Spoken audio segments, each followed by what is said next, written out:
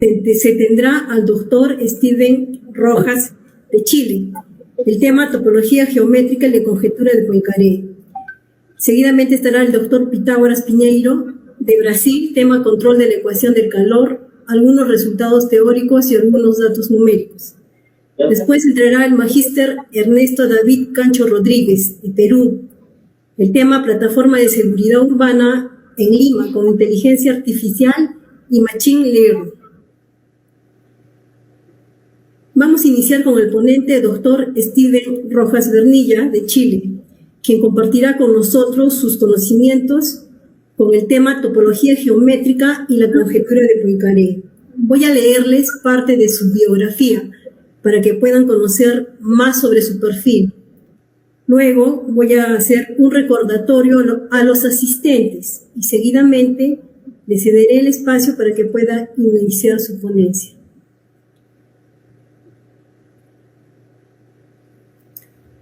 El doctor Steven Rojas Vernilla es doctor en Ciencias Matemáticas, cum laude, por la Universidad Jaume I, España. Magíster en Ciencias Exactas, CM Matemática, por la Pontificia Universidad Católica de Chile. Magíster en Matemática por la Pontificia Universidad Católica del Perú. Licenciado en Matemática por la Universidad Nacional Pedro Ruiz Gallo, Perú. Tiene publicaciones indexadas y estancias de investigación en México y España. Es conferencista en Perú, Chile, México, Colombia, Brasil y Panamá. Forma parte del comité editor de la revista de investigación Selecciones Matemáticas, UNT Perú. Es columnista de las revistas mexicanas Impulso Informativo y Usos en la Noticia. Tiene más de 30 años de experiencia académica en universidades peruanas y chilenas, en donde ha organizado eventos nacionales e internacionales y ha contribuido a la formación de matemáticos y profesores de matemática en Perú y Chile. Su área de interés es la topología geométrica, matemática fundamental, álgebra abstracta, análisis real, geometría, historia y filosofía de la matemática. Además, ha ocupado cargos de gestión académica, director de departamento, jefe de carrera, etc., en Perú y Chile. Actualmente es académico en la Universidad de Magallanes, Punta Arenas, Chile.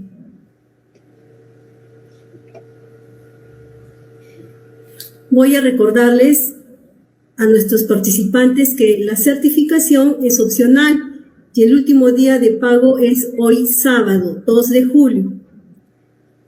Vamos a agradecer que vayan escribiendo sus consultas en el chat.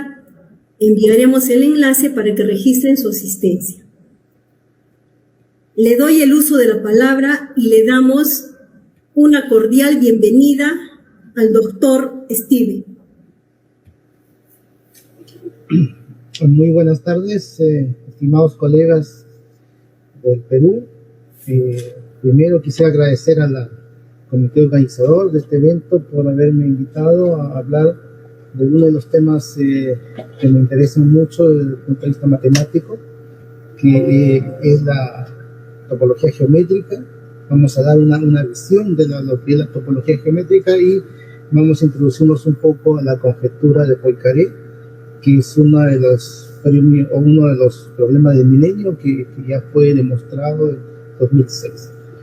Bueno, voy a compartir la pantalla para iniciar mi charla. La topología geométrica y la conjetura de Poincaré. Bueno, mi charla va a tener como estructura varias partes. Lo primero, vamos a preguntarnos qué es la topología geométrica. Vamos a dar una visión, algunos ejemplos, incluso vamos a mirar un poco sobre la clasificación de variedades de dimensión 2, para luego establecer cuál es el significado de esta clasificación para variedades de dimensión 3 o mayores dimensiones, y en donde se encuentra inmerso esta conjetura. Vamos a dar también una pequeña idea de la demostración de la conjetura de Poincaré, y luego enunciaremos algunos problemas abiertos que hasta el día de hoy no han sido resueltos con respecto a este tema, ¿no? Bueno, ¿qué es la topología geométrica? Voy a partir primero por entender qué cosa es la topología en general, ¿no? La topología es una abstracción del concepto de cercanía, de aproximación. Eso, en pocas palabras, es lo que es la topología.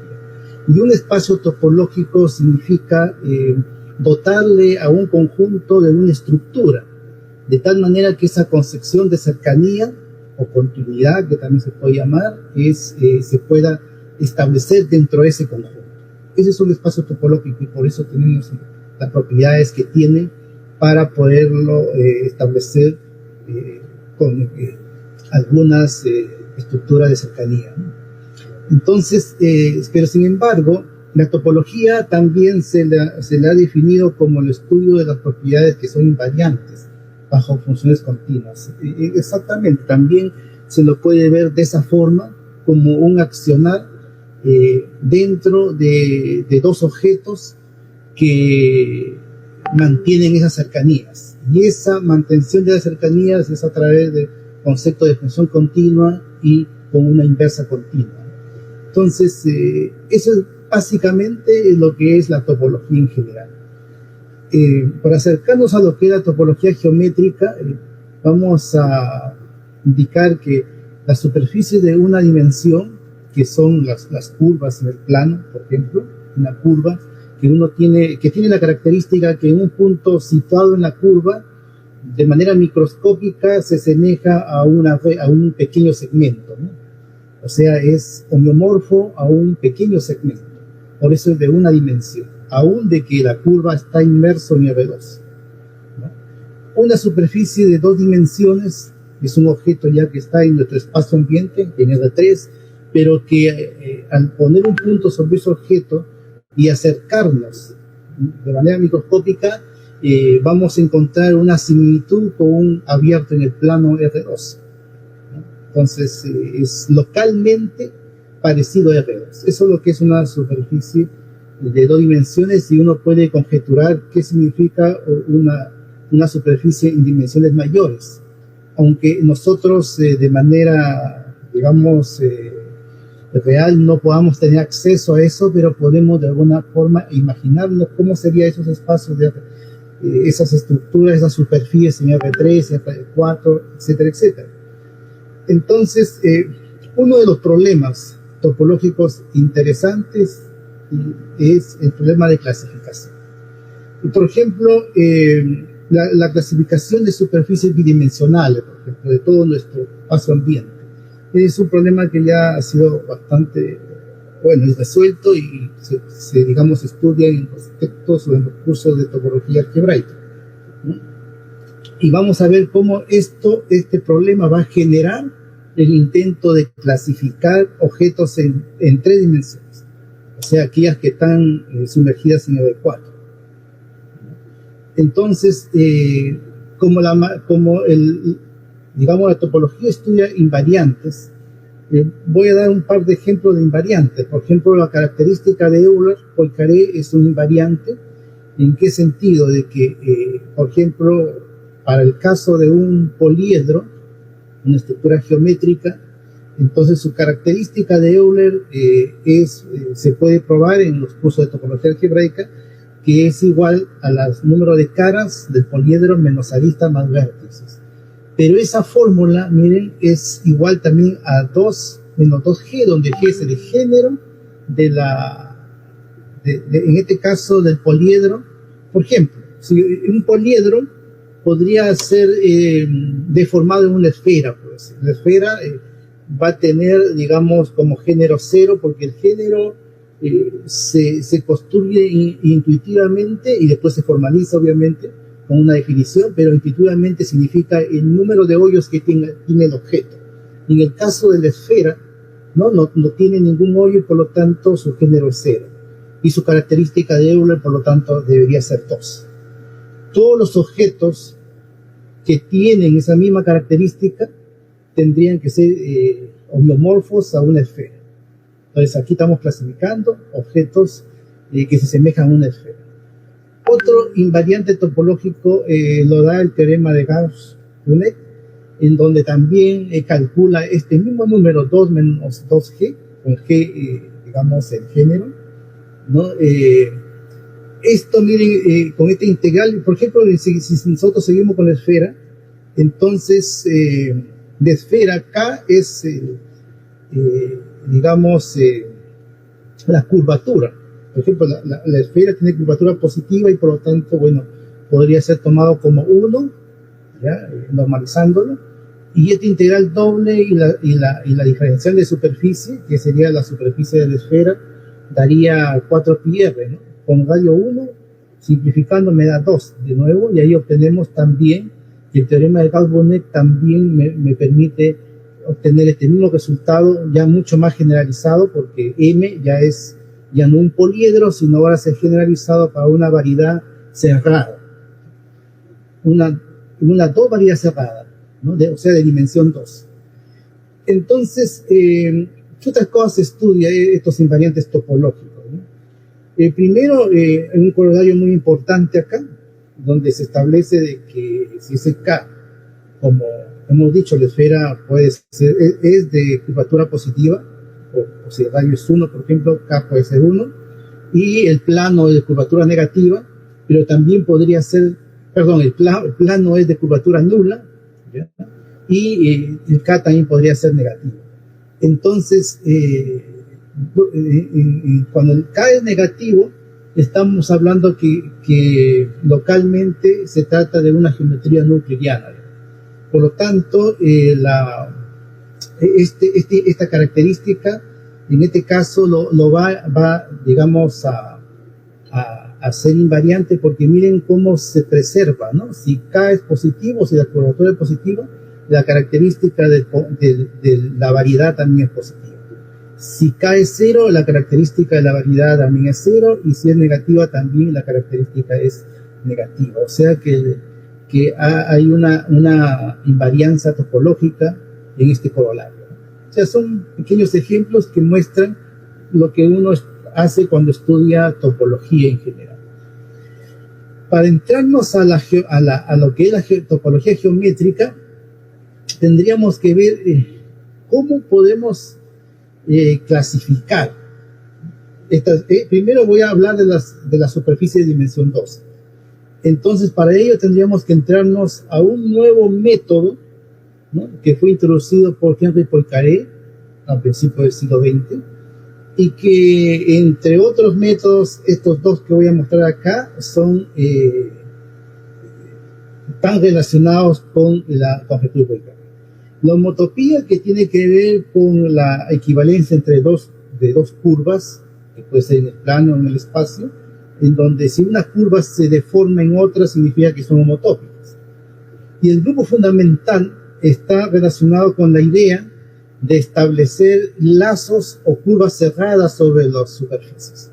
Por ejemplo, una esfera como no tiene un hoyo, yo puedo colocar en cualquier punto de la esfera un lazo que esté sobre la esfera, y sin salirme de la esfera uno puede deformarlo y reducirlo en un punto, ¿no? Eso significa que a la esfera se le va a asociar un objeto algebraico equivalente al punto, que en este caso va a ser el elemento de identidad de un grupo. Por lo tanto, el grupo fundamental establece una forma de asignar a una superficie un grupo algebraico. Entonces, esa es una técnica muy usada en topología algebraica. Por ejemplo, en la esfera, el S1, la circunferencia. La circunferencia, su grupo fundamental son los enteros, y eso se puede probar, porque, o sea, el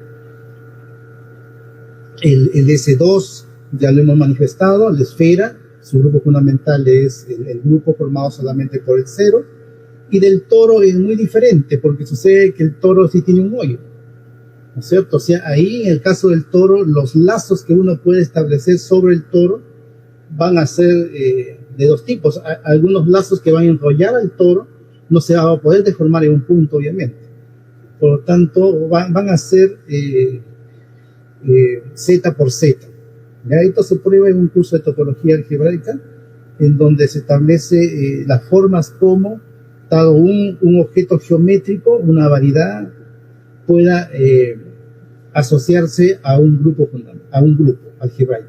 De tal manera que transportemos los problemas geométricos que tienen esos objetos hacia problemas algebraicos, ¿no? En donde siempre se dice los problemas algebraicos son un poco más manejables que los problemas de punto de vista topológico. Entonces lo traducimos. Si por ejemplo acá yo tengo el Z y tengo acá el toro, ¿no? O el S2 y el toro, por ejemplo, si yo quisiera comprobar que esos dos objetos, uno es deformable al otro, yo sé que intuitivamente eso no es posible, deformar una esfera a un toro, porque uno tiene un hoyo y el otro no. Pero sin embargo, si cada uno tiene asociado un grupo fundamental, en este caso la esfera, al grupo, digamos, formado solamente por el elemento neutro, y T2 tiene como, o sea, el toro tiene asociado Z por Z, entonces observamos que esos dos objetos algebraicos no son isomorfos. Hay un teorema que lo vamos a enunciar luego, en donde dice de que si los dos conjuntos son homeomorfos, esto implica que los grupos fundamentales son isomorfos, ¿ya? De tal manera que si no lo son isomorfos, por lo tanto no van a ser homeomorfos. Y ahí estaríamos comprobando que la esfera y el toro no se pueden un objeto transformar en el otro. Es un tema interesante, ¿no? Los espacios de recubrimiento, que también son unas técnicas topológicas que se usan mucho, topología algebraica igual, que es una especie de buscar establecer propiedades de los objetos geométricos a través de objetos más simples, que pueden ser compactos, cerrados, mucho más simples. Entonces, por ejemplo, el S1, por ejemplo, ¿no? Uno lo puede recubrir varias veces con la recta real. Por lo tanto, se genera una función, una biyección entre la recta real y el S1. Por lo tanto, de tal manera que si yo tomo un punto en el S1, en la circunferencia, un entorno pequeño, y hago una imagen inversa, voy a conseguir varios abiertos que van a ser homeomorfos a ese abierto inicial. Entonces, ese espacio de recubrimiento resulta ser a veces mucho más fácil de manejar, porque generalmente son espacios compactos, cerrados, conexos, entonces ya hay propiedades topológicas que podemos utilizar, ¿no? También las superficies de Riemann, por ejemplo, es parte de este estudio. Las superficies de Riemann son aquellas superficies que mediante pegamento del plano complejo uno puede hacer de una función de variable compleja que es multivaluada, por ejemplo la raíz compleja de n es multivaluada, lo podemos transformar en una función univaluada a través de un dominio específico como unión de varios planos complejos y cortados por el eje positivo, y eso forma una superficie de Riemann. Entonces, es bastante interesante estos temas, pero nosotros aquí queremos llegar a lo que es en general la topología geométrica, ¿no?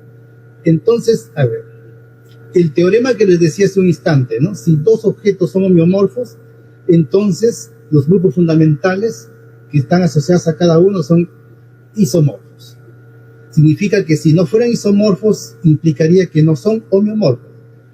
Entonces, si acá tuviéramos la esfera y acá tuviéramos el toro, como el toro tiene como grupo fundamental Z por Z, y la esfera tiene el grupo fundamental, el grupo formado solamente por el elemento neutro, sabemos que esos dos objetos no son isomorfos. Por lo tanto, esos objetos M1 y M2 no van a ser homeomorfos, o sea, no se va a poder deformar el uno en el otro. O sea, una cosa muy, muy interesante, porque de esta forma me permite comprobar cuándo dos estructuras geométricas son o no son deformables unos en los otros. Bueno, entonces, este teorema, que es uno de los teoremas también interesantes, de ahí donde uno ve la potencia que tiene este espacio recubridor de un conjunto. Para eso yo necesito una variedad riemanniana, que es un objeto. La variedad en sí es una abstracción de lo que es la superficie, a espacios que no puedan necesariamente ser euclidianos, ¿no? Y cuando a ese objeto se le asocia una métrica, una distancia, una forma de cómo medir, se le llama una variedad riemanniana, que tiene una curvatura, ¿no es cierto? Y si el recubrimiento, como hemos dicho, el objeto recubrimiento es un objeto que te permite tener noticia del objeto primario. O sea, uno dice, digamos, en este caso, por ejemplo, por decir el SN, ¿no? El SN dice, a través de su recubrimiento universal, podríamos hablar de que las variedades riemannianas tienen tres posibilidades con respecto a su curvatura, ¿no? O ser 0, o ser -1, o ser 1. Entonces, ¿por qué? Porque el recubrimiento universal, miren, un recubrimiento universal es cualquier recubrimiento, pero que sea conexo. Simplemente es eso, un recubrimiento conexo. Entonces, ese recubrimiento, ¿no?, son solamente de tres tipos. O es SN, en el caso de n igual a 2 sería la esfera, ¿no? Puede ser R2 con curvatura 0, y puede ser el plano hiperbólico, H2, ¿no? H2 es el plano formado por el semiplano positivo de R2, ¿ya? Semiplano positivo de R2, y en donde las rectas son semicircunferencias. Eso es H2, es un plano hiperbólico, ¿no? Entonces, como ustedes pueden observar, o sea, estos problemas que son de tipo geométrico incurren distintos conocimientos, ¿no? El álgebra abstracta, la topología y la geometría diferencial, que cuando hablamos de geometría riemanniana estamos ya hablando de geometría diferencial. Entonces, la topología geométrica va a estudiar estos problemas de estos objetos, pero en bajas dimensiones, ya no en dimensiones mayores, sino dimensión 3, por ejemplo, dimensión 4, así. Eso es lo que también se llama topología de las bajas dimensiones. Estudia problemas geométricos, topológicos y algebraicos que surgen del estudio de las variedades de dimensiones menores que 5. Esto, miren, aunque parezca, digamos, no creíble a partir de, o sea, la dimensión cuando es de 5 hacia arriba, se hace mucho más manejable, ¿no? Hay menos restricciones que cuando son de dimensiones bajas. La complejidad en probar teoremas de este tipo en dimensiones bajas es, digamos, lo más difícil que hay, y es por eso que la conjetura de Poincaré, que está dentro de este tema, topologías bajas, porque sucede que es un objeto que está en tercera dimensión, de dimensión 3, entonces demoró prácticamente un siglo para poderse resolver. Ya le vamos a ir contando de qué se trata, ¿no? ¿Qué técnicas básicamente usan? Topología algebraica, como hemos visto, se usa bastante, grupos fundamentales, espacios de recubrimiento. Topología diferencial también se utiliza bastante, aquellas estructuras que se le adhieren al objeto para poder hablar de funciones diferenciables entre los objetos, ¿no? Eso es el estudio de la topología diferencial. La geometría diferencial, que ya todo el mundo conoce, que, digamos, es una geometría donde está inmerso el cálculo diferencial integral. Entonces se pueden establecer ciertas propiedades geométricas en base a las técnicas diferenciables, ¿no? La física también en algunos casos nos ayuda mucho. Hay muchas interacciones entre física y geometría diferencial. Y los problemas que estudia, uno de los problemas que estudia es la clasificación. Lo que hablaba, ¿cómo clasifico objetos de dimensión bidimensionales o tridimensionales? ¿Ya?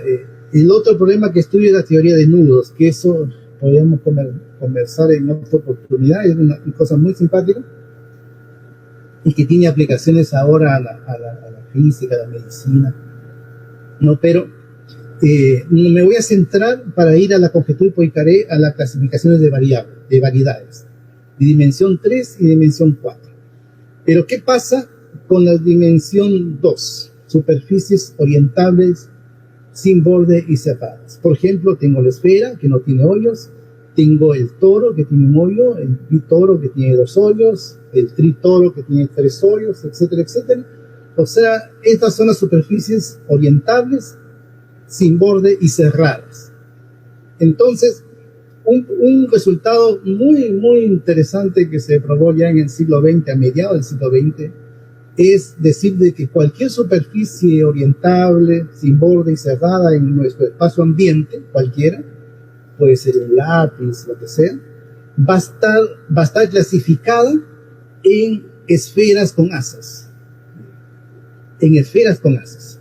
En el caso de que, en que no sea orientable, entonces va a estar adherido a esa esfera objetos no orientables, como en el caso de la banda de Moiber, ¿no? O planos proyectivos también, adherido a eso, y la botella de Klein. Son objetos que ya no están en nuestro ambiente, digamos, dentro de R3, sino están en una dimensión mayor, sino que los gráficos, dibujos que se ven ahí son simplemente recreaciones más o menos para tener una idea, porque imagínense acá en la botella de Klein, ¿no? No es posible traspasar una botella, un objeto dentro de otro, si es que no se rompe el objeto, ¿no? Pero ahí lo podemos imaginar, ¿no? Como para observar cómo podría estar un objeto en esa dimensión. Y justamente la idea de buscar clasificar objetos ya en esa dimensión es lo que se llama la geometrización de las 3 variedades, que vamos a ir comentando. El teorema de clasificación para el caso de una superficie, por ejemplo en R3, perdón, una superficie bidimensional, que hemos dicho que es una esfera con asas, ¿no? Así más o menos intuitivamente, acá está el teorema que indica que toda superficie compacta y conexa es homeomorfo a una de las siguientes superficies. Va a estar supeditado a si es orientable o no es orientable. Si es orientable, va a tener que ser una esfera con asas. Si no tiene hoyos, es simplemente una esfera. Miren, está aquí en esta primera parte donde dice GBS, ¿no es cierto? Esta es una suma conexa, es una suma, miren, yo más o menos lo voy a explicar bien. Si G es mayor o igual que 0, por ejemplo, nosotros dijimos que el género de la esfera es 0, ¿no es cierto? Porque no tiene ni un hoyo. Y si uno reemplaza G igual 0, se obtiene acá que la superficie conexa y compacta es la esfera. Pero el toro tiene un hoyo, por lo tanto tiene género 1. Entonces significa que es sumar el S2 con la suma conexa con un solo toro, ¿no es cierto? Un solo toro. Entonces, ¿qué significa? Que al toro le hago un hoyo, o sea, a la esfera y al toro le hago un pequeño hoyo y los pego. Al pegarlo, la esfera se va a sumergir dentro del toro y al final termina siendo un toro. O sea, la esfera es como un elemento neutro en esta operación que hago entre las superficies, ¿no? Cualquier objeto que yo tenga, le hago un pequeño orificio y a la esfera también y los pego. Al pegarlo, entonces la esfera se diluye dentro del objeto. Es como un elemento neutro. Entonces, por eso que cuando G es 1, en el caso del toro, entonces sería que la superficie es S2, la suma conexa con un toro. O sea, un asa, ¿no? Una esfera con un asa. Así es. Y si el género fuera 2, o sea, 2 hoyos, significaría la esfera con dos toros, o sea, 2 asas, ¿no? Fíjense qué simpático, es este teorema muy bonito para probarlo en clase. Y cuando el caso de que la superficie no sea orientable, entonces ya se ven planos proyectivos ahí, ¿no? Planos proyectivos. Entonces, Esa es la clasificación de superficies bidimensionales, ¿no? De variedad de dimensión 2, como dice acá. ¿Qué pasa cuando son de dimensión 3? Aquí viene el problema. ¿Por qué? Porque el objeto ya no lo podemos ver, ¿no? Acá hemos hablado de esferas, digamos, de toros, son objetos que se ven, ¿no? Esfera con N-asas son objetos que se ven porque están en este espacio ambiente, pero ya una variedad de tres variedad, o sea, es un objeto que cuando yo lo pincho cercanamente, cercanamente tiene que ser parecido a un objeto de dimensión 2. O sea, puede ser parecido a una esfera, puede ser parecido a un toro, puede ser a un toro, no sé. No se sabe. Ese es un objeto que está en esa dimensión.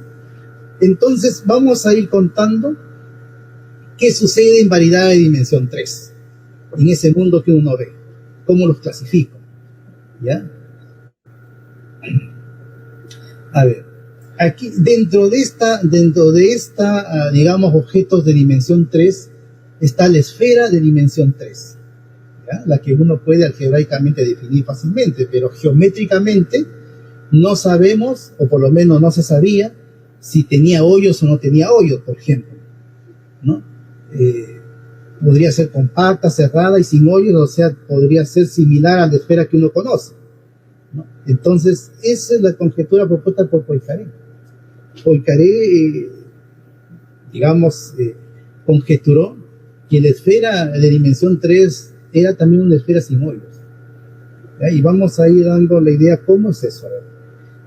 Esta conjetura ya fue probada por este ruso que es mundialmente conocido, Gregorio Perelman, un matemático bastante joven todavía, pero lo que él hizo en realidad es una demostración mucho más general que la conjetura de Poincaré. La conjetura de Poincaré resultó ser un pequeño ejemplo y del más sencillo, porque lo que él probó ha sido un programa hecho por el profesor William Thurston, que se denomina el programa de geometrización de Thurston. O sea, es un programa, una serie de, digamos, de ideas matemáticas que nos van a permitir clasificar los objetos de dimensión 3. Todos los objetos de dimensión 3, aunque no los veamos. Vamos a ir caminando hacia eso. Entonces, Perelman, por ejemplo, ¿qué es lo que probó Perelman? Perelman probó en el tema de la conjetura de Poincaré lo siguiente, ¿no? De que el objeto como la esfera, miren, si nosotros imaginamos la esfera de dimensión 2, hemos dicho que su grupo fundamental es el 0, el grupo 0, ¿no es cierto? Porque no tiene ningún hoyo, el género 0. Sin embargo, si nosotros calculamos el grupo fundamental de una superficie en 3 dimensiones y que sea cerrado, conexo, como es la esfera, ¿no? Si este grupo es solamente el nulo, entonces lo que se probó es que ese conjunto M es exactamente la esfera. La esfera. O sea, que será la esfera siempre y cuando el grupo fundamental sea nulo, ¿no? En dimensiones mayores, esto ya se había probado, ¿ya? O sea, cuando la esfera es de dimensión 4, dimensión 5, por ejemplo, acá lo tenemos, miren. Para dimensión 4 fue probado por Michel Friedman. Para dimensión n mayor o igual que 5, miren, ya barrió desde el 5 hacia adelante la topología de alta dimensión. Stephen Smith, un matemático que todavía está con vida, ¿no? Y acá está el señor William Thurston, que digamos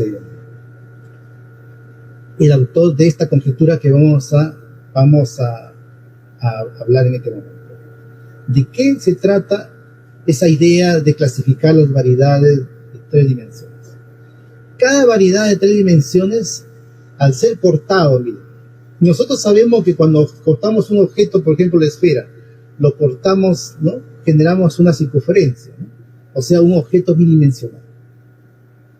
O sea, siempre cuando hacemos un corte nos vamos a un objeto de una dimensión menos. Entonces la idea que tenía acá este señor Thurston era similar.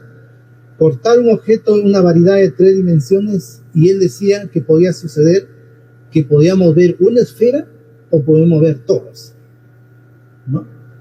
Y uno puede darse una pequeña idea digamos, de tener como una especie de un pulpo, ¿no? En uno corta y aparece una esfera o aparece un toro, o sea, como el grosor de un... Yo sé que al cortar una manguera, por ejemplo, le da a nosotros nos da un anillo circular. Imaginemos que en lugar del anillo circular es un toro, ¿no? Es algo para más o menos mostrar cómo es la idea, ¿no? De cómo este señor imaginaba los objetos en esa dimensión. Y el fin era descomponerlo en piezas únicas, y cada uno con estructuras simples. Y él conjeturó, una conjetura que se fue probando algunas cosas al inicio, que tenía 8 estructuras geométricas simples. 8. Las primeras son obvias, ¿no? Las primeras, por ejemplo, la esfera en S3, la esfera de curvatura positiva. No se sabía si la esfera, su grupo fundamental es 0, no se sabía si tiene hoyo o no, porque justamente esa era la conjetura de Poincaré. El espacio R3, obviamente, un espacio de curvatura 0, y 3 variedades de curvatura constante negativa. 3 variedades de curvatura negativa, entre ellos está el espacio hiperbólico, o sea, H3. En lugar de hacer el semiplano superior, ahora tenemos el semiespacio superior, ¿no? Entonces, en lugar de semicircunferencia, tenemos ahora semiesferas como planos en ese mundo, digamos, ¿no? Ahí es un espacio hiperbólico de curvatura negativa, pero también de otros. Se dan cuenta cómo lo asocia con su espacio de recubrimiento, que es mucho más simple, el espacio de recubrimiento. Entonces, si M, por ejemplo, es S1 por S2, que es un objeto de 3 dimensiones, su espacio de recubrimiento es S2 por R, ¿no? Y acá también. Entonces, ahí tenemos 2 y 3 serían 5, faltarían 3 más. Las 3 más objetos geométricos ya son grupos de Lie. Los grupos de Lie, como sabemos, son de variedades diferenciables en donde tienen estructura de grupo, ¿no? O sea, sus operaciones son funciones diferenciables. Entonces, de acá tenemos 3 grupos de Lie, ¿no? O sea, con esto completaríamos los 8 objetos básicos en una dimensión 3. Los 8 objetos básicos. Entonces, esto generó, imagínense, años de trabajo para poder probar todo esto. Es lo que probó Perelman, justamente. Perelman probó todo esto, ¿no? Entonces, para ello, para encaminarnos a tener una idea de la demostración de Poincaré, ¿ya? Entonces vamos a recurrir a una idea que se le ocurrió a John Milnor, un topólogo norteamericano igual, de definir lo que es una 3 variedad prima, ¿no? O sea, así como nosotros tenemos en la aritmética los números primos, que son como las células de los números, acá también él dio una idea de buscar estos objetos indivisibles primos, ¿no? Entonces, por ejemplo, él dice, cuando una 3 variedad se denomina primo, si solo se puede descomponer como suma conexa de manera trivial. Por ejemplo, acá tengo un ejemplo. Por ejemplo, si M1 o M2 es homeomorfo a S3, que es la esfera, una esfera, entonces al sumar conexamente, M1 lo sumo con S2, me da M1 de nuevo. ¿Por qué? Porque simplemente, como hemos dicho, o sea, el S3 es como el elemento de identidad. El elemento de identidad. Lo pego y el S2 se desaparece. Y queda M1. Entonces, eso es lo que es una variedad prima, ¿no? Significa entonces que todas las otras variedades tienen que descomponerse en variedades primas. Así como se hace con los números naturales, ¿no? Todo número es compuesto, es producto de primos. Acá hay una cosa conceptualmente similar, ¿no? Y eso es lo que prueba John Milnor el año 62. Prueba, este señor John Milnor, que prueba que una variedad se puede expresar como suma conexa finita de variedades primas. O sea, es una especie de teorema fundamental de la aritmética, pero para topología, ¿no? De diferencial en este caso, ¿no? Entonces, bueno, este es un resultado de topología diferencial, pero nos vamos a ir ahora a la idea de demostración de la Poincaré. Vamos a hacer una idea porque la original de este paper es cientos de páginas, así que, pero aquí me voy a centrar más a la conjetura, que es lo que yo estoy mostrando en esta disertación, ¿no?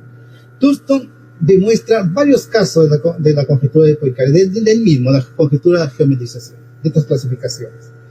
Pero hay casos difíciles, permanecen abiertos por 20 años hasta que Perelman, en 2006, demostró la conjetura total. Más o menos, ¿qué es lo que usa? Miren, no es una demostración totalmente topológica. Esa demostración todavía sigue abierta. Es una demostración que usa las ecuaciones diferenciales sobre variedades riemannianas y utiliza un tensor de curvatura de Richter, ¿no? Y esta ecuación que fue estudiado por este matemático Richard Hamilton, que la verdad que aportó mucho en la solución de esta conjetura. El mismo trabajo de Perelman utiliza todas estas ideas de Hamilton y lamentablemente no se le da mucho crédito, sabiendo, ¿no? O sea, más conocido es Perelman que Hamilton, ¿no? Pero bueno, para él fue, pero él toda su vida, Hamilton toda su vida quiso probar la conjetura de Poincaré, ¿no? Y con sus ideas fue un ruso que lo hizo, así pasa a veces en la historia de los matemáticos. Entonces acá, en esta ecuación, que es como una especie como, no sé, como de una perturbación, una ecuación. Miren, la interpretación más o menos intuitiva que se le da a esta situación es el hecho de que esta ecuación me va a ir mirando por donde, como si fuera un fluido, ¿no? ¿Por dónde puede introducirse un hoyo? ¿Por dónde puede introducirse un hoyo? De tal forma de que si se introduce un hoyo, por lo tanto, no es la esfera en 3 dimensiones, no sería entonces un conjunto parecido a nuestra esfera.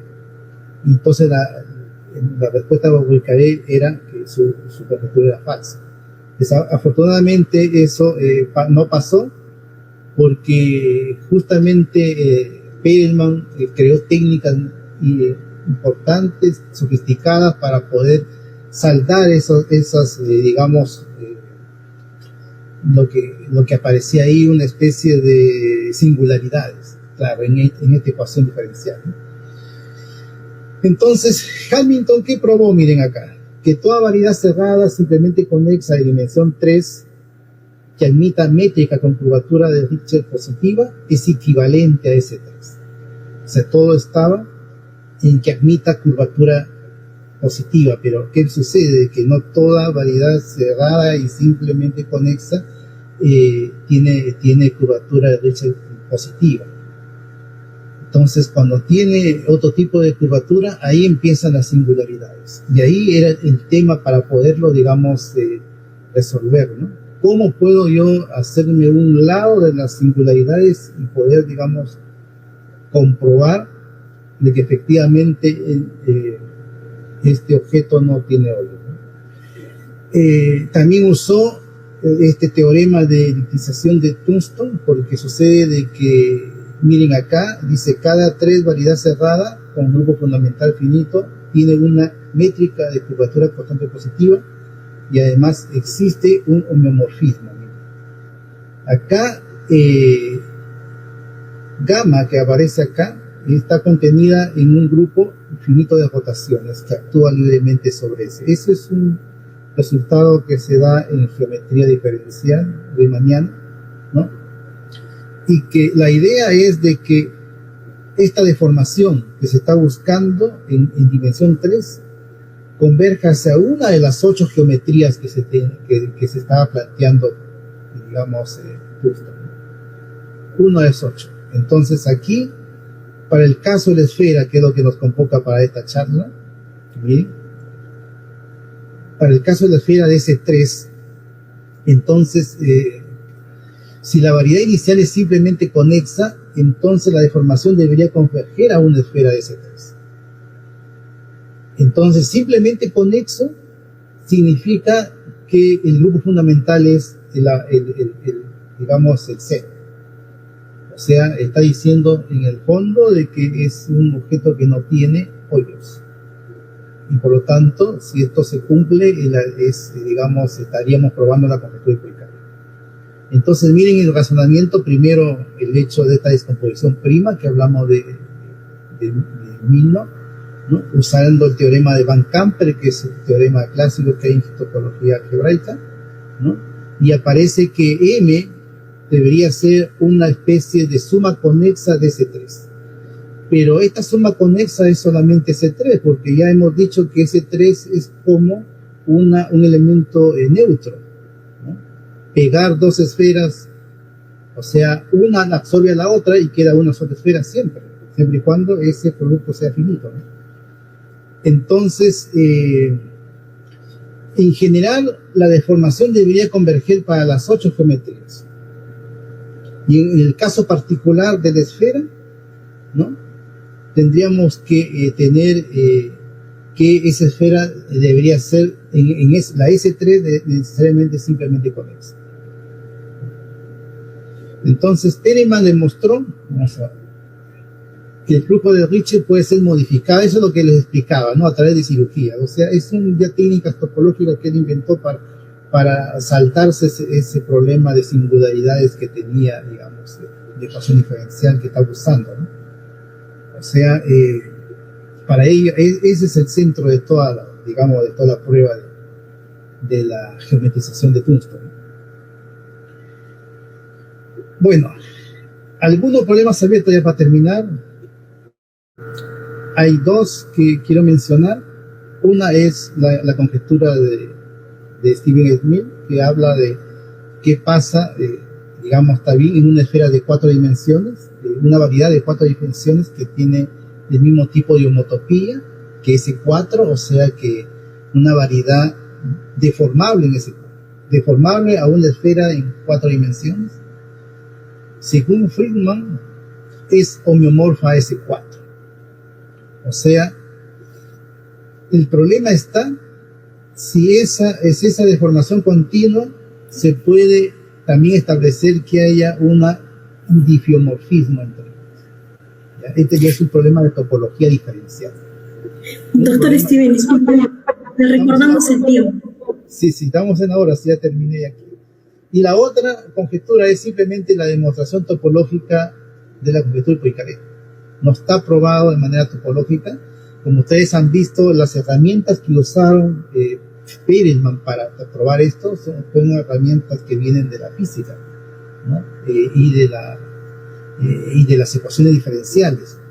Pero no es una demostración netamente topológica, que eso es lo que se espera, porque el problema es netamente topológico.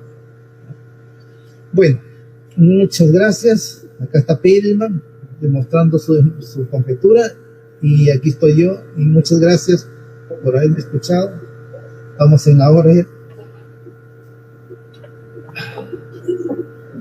Si hubiese alguna pregunta. Sí, a una pregunta de los participantes. Sí.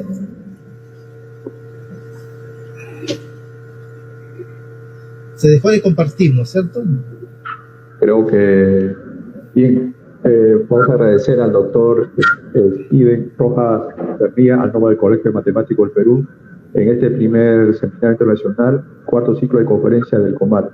Muy agradecido, doctor Steven Rojas Bernía, por esta ponencia muy bastante nivel de matemática pura, que nos hace pues seguir, ¿no? Seguir investigando, seguir atrás, porque hay nuevas formas. Para otra oportunidad les podría contar cómo esta conjetura se usa ahora digamos, en aplicaciones muy interesantes. Toda esta matemática pura, ¿no? En el camino se han creado una serie de técnicas matemáticas, topológicas, estas, digamos, curvatura de Ritchie, flujo de Ritchie que hay, ahora se utiliza para procesamiento de imágenes, detección de tumores, una serie de elementos. Así que esa será por esta oportunidad. Muchas gracias. Amable. Reiteramos nuestro agradecimiento y esperamos contar con usted para futuros eventos. Bueno, gracias. Muchas gracias. Gracias. Mira, bueno, ahora a continuación vamos a estar con un tema sobre control de la ecuación